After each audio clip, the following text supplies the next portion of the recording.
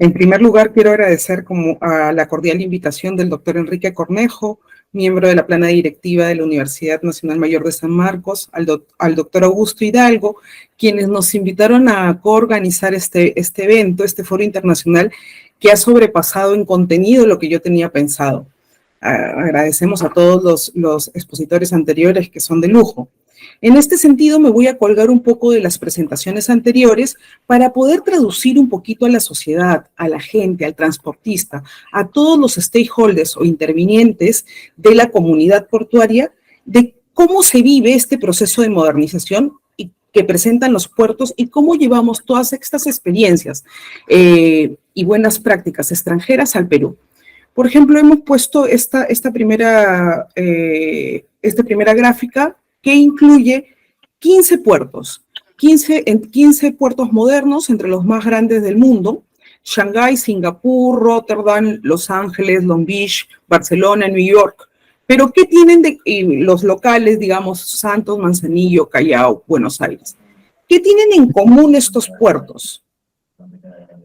Todos estos puertos, digamos, además de ser puertos, tienen en común que son megaciudades y que han enfrentado desafíos propios de su propia realidad, como bien lo han dicho todos los expositores, porque ellos, digamos, las megaciudades han desarrollado distintas estrategias para poder encontrar la armonía entre la ciudad-puerto. Han armonizado sus historias, sus interfaces, sus culturas diferentes, su visión, ¿no? La programación, la política que tienen, la han logrado integrar para poder crear consensos.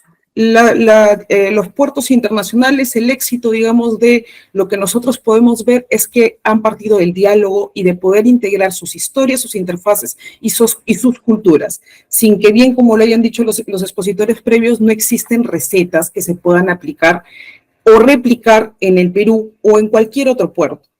Así vemos que, por ejemplo, no es casualidad que los 20 puertos más grandes del mundo son ciudades-puerto, así que el reto es posible, ¿no? Vemos que la mayoría, digamos, de estos puertos se encuentran en Asia, Europa y en Estados Unidos. Ahora, entrando un poco, hemos escuchado la parte del inicio digamos, del sistema portuario, del desarrollo portuario en el Perú, a través de Eusebio y Mario. Vamos a explicar un poquito cómo está la realidad hoy en día, no solamente del puerto, sino también de la carga, porque los puertos existen y son exitosos en la medida que pueden contribuir con su progreso a la sociedad. Entonces ese es el fin. El fin de un puerto es cargar mercancía y en función a eso se hace atractivo. Y no solamente para los operadores económicos, sino también para los ciudadanos, porque eso representa dinero. Y lo que tiene que manifestarse, digamos, en el Perú y en el puerto del Callao concretamente, y en los puertos que vaya a venirse, es la correlación directa del crecimiento del puerto con el crecimiento de la ciudad, que vayan de la mano. Entonces, por ejemplo, vemos concretamente en el estudio de la CEPAL, de la Comisión Económica para América Latina, del año 2022, donde desarrolla o hace un cronograma de acuerdo al volumen de contenedores TEUs que cargan los puertos, cuáles son los puertos principales, los 6 puertos principales de Latinoamérica. El puerto del Callao está sexto, encima de Chile.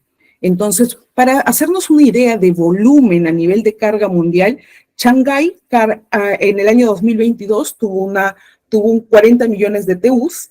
Colón, que es el principal puerto de Latinoamérica, ha tenido 4.4 millones de TEUs y el Callao carga aproximadamente 2.4 millones de TEUs.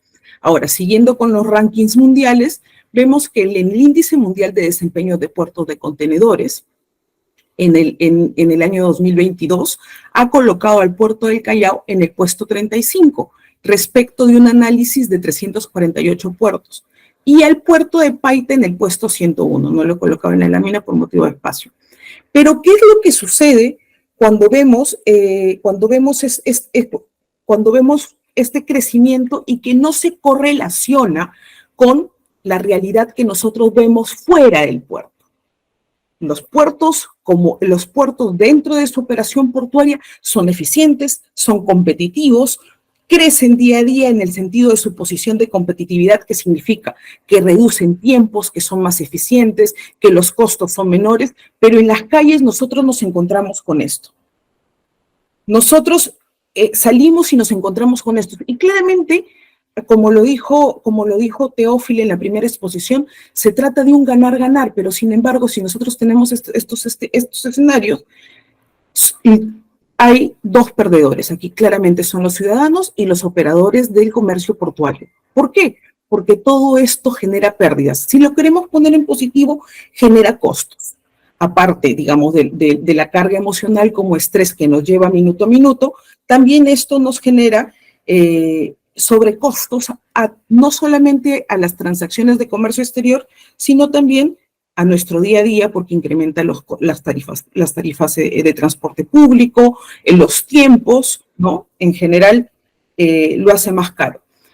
Nosotros sabemos que la congestión del puerto del Callao no solamente le cuesta, como les estaba indicando antes, no solo le cuesta al comercio exterior 931 millones anuales, sino que también con las obras que están referidas no solamente al puerto del Callao, sino también al aeropuerto y los proyectos que tiene en general Callao como provincia constitucional en eje, ¿no? En eje transversal logístico para que incluya Lima Metropolitana, la probabilidad de que la congestión vehicular aumente es más alta.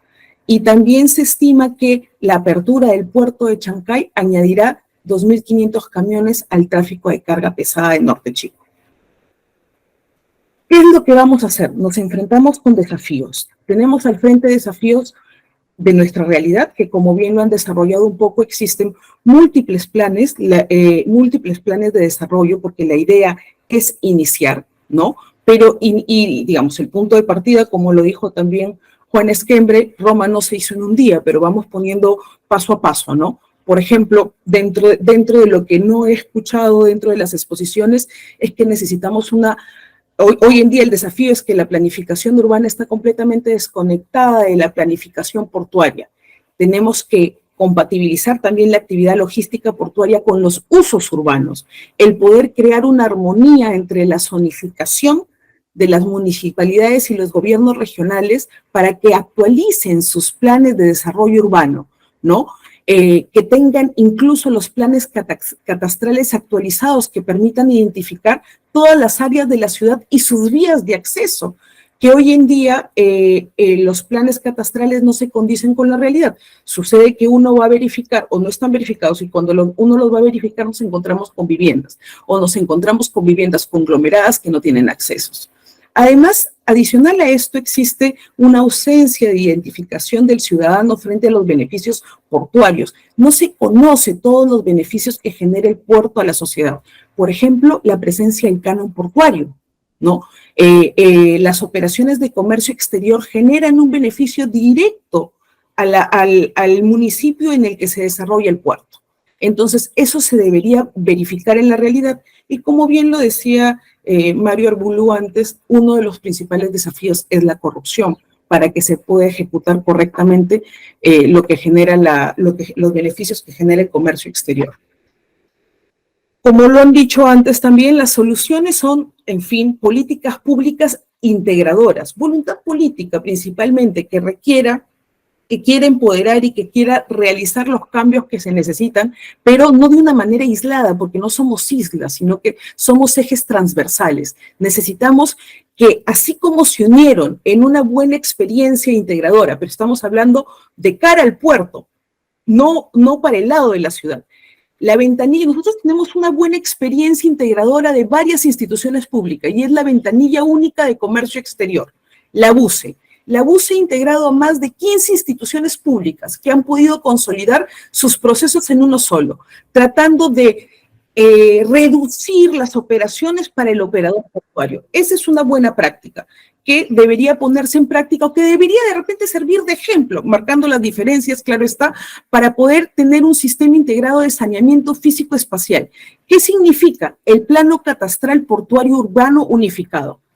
Un mismo plano de la zona portuaria que permita unificar a la APN, al Ministerio de Vivienda, al MTC, a la SBN, a DICAPI, a registros públicos, las municipalidades distritales, provinciales, la metropolitana y al gobierno regional del Callao. Como una de las alternativas que también las han mencionado es el cabotaje. Hoy en día tenemos que empezar por algo que no requiere infraestructuras, que no requiera proyectos de larga ejecución, y eso es el mar. Ya existe, debemos usarlo, tenemos los puertos, va a generar va a reducir los costos logísticos, va a permitir el traslado de las mercancías más eficientes, mientras de manera paralela vamos descongestionando el tráfico, ¿no? Y vamos ejecutando vías alternas. La ley de cabotaje que hoy en día existe necesita mejores. Existe un proyecto legislativo en el Congreso pendiente de la segunda legislatura. Va a generar menores costos de mantenimiento en carreteras, menor contaminación por el menor uso de camiones, va también a reducir los riesgos implícitos del transporte terrestre, como demoras, asaltos, congestión.